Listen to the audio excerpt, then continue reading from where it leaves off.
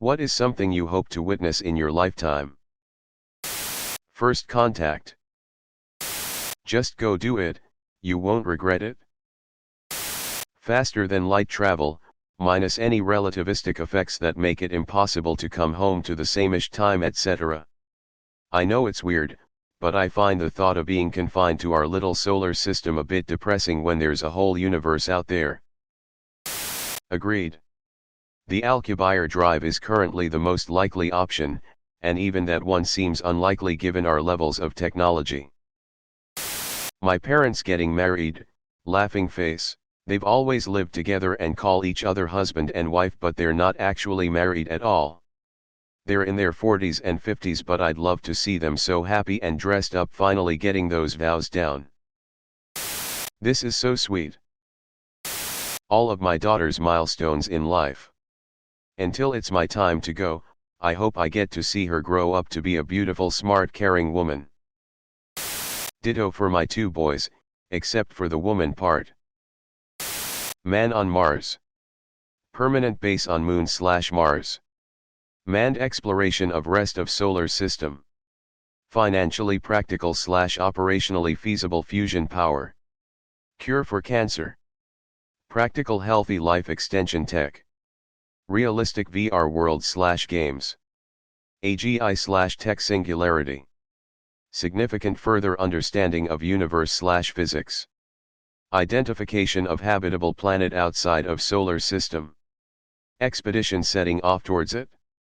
Controversial one, collapse of civilization / apocalypse. I don't really want this one, but if nothing cool is going to happen, then at least it would be interesting and I'd get to put all of my survival planning to use. The original JFK files were sealed and locked away for 75 years, even though to this day, they still claim Lee Harvey Oswald acted alone. Okay, so if that's the whole, entire truth, and I don't doubt he did fire some bullets from the depository building, even hitting the president, then what the hell needed to be sealed for 75 years? And why 75 years?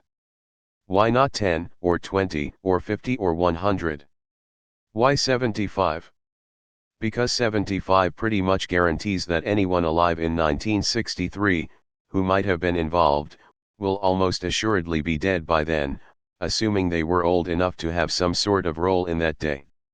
So the question begs, what did they need to conceal for 75 years, so that person will never have to answer for it, or be interviewed about it? Or be able to talk about it? The records Trump made a big deal about releasing were just a heavily redacted version of a review of the original investigation, which itself was heavily redacted. So it was just regurgitating what was already made public, which wasn't much. The original sealed documents remain sealed for 75 years. Until we see the original sealed, UN redacted documents, we will never know the whole entire truth. Sealed in 1964, they could be finally opened and released in 2048. I hope to live that long to see that day. I hope to witness the day when autocorrect finally stops turning fucking into ducking.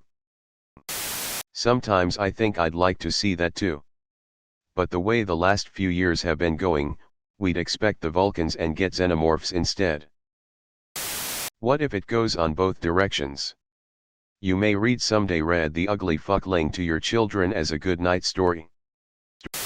Depends.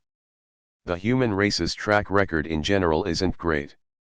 First contact could be a real shit show. Imagine the dumbest person you know being the first person to greet extraterrestrial visitors. Nah. Our movies always portray us as the defenders from an aggressive group of aliens, when our history and nature says reality would be very different. I think it would be a total mess, and I hope that mess happens after I die. It's going to be less Star Trek and more Spanish conquistadors. First contact should be avoided at our current technological level. Interesting. But what if they say you guys are a plague, time for you to go? Blast. To see the Pacific Ocean, early morning, crispness to the air, wrapped in a blanket, sitting alone on the beach. I am in central KY and this seems so far away to me, I can only imagine what the peace and tranquility would be to star out and see nothing but water, clear to the horizon. You should do this for Atlantic Ocean instead, so the sunrise will be over the ocean. I saw so many beautiful sunrises over the ocean while in Florida. On the Pacific side the sun rises behind you, so not quite as majestic, but you'll get the nice sunsets instead. I'm from Central KY2. Packed my 98 Corolla with a dog and some clothes and moved to LA in 2007. Never looked back.